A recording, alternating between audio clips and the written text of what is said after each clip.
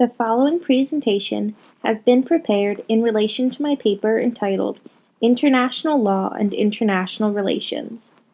This paper was written in association with the University of Maryland University College under the guidance of Professor John DeRosa for the course Advanced Seminar in Political Science. The research question I used to guide the paper was, how has the invention of international law affected international relations? After conducting my research from a variety of primary and secondary sources, the thesis I have developed is as follows. International law has become a vital source for negotiating and enforcing international relations, treaties, laws, and trade deals on the transnational level.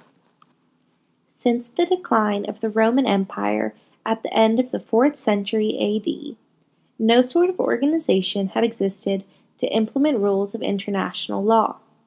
Due to this factor, international rules have been subject to sporadic enforcement through protest, economic and political sanctions, or suspension of rights and benefits.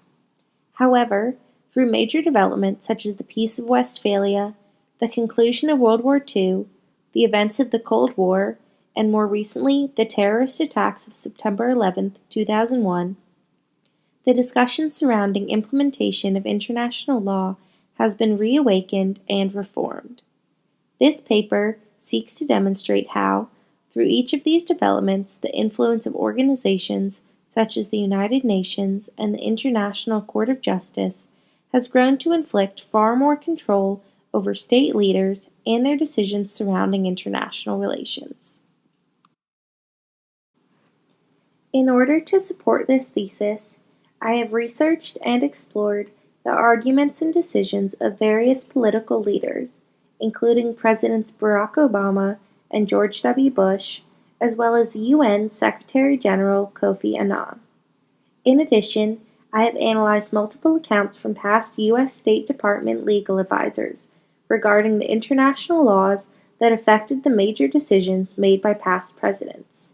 Here are a few of those examples. So the United States is and remains the one indispensable nation. That has been true for the century past, and it will be true for the century to come.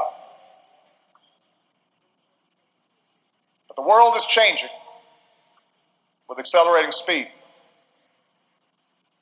This presents opportunity, but also new dangers.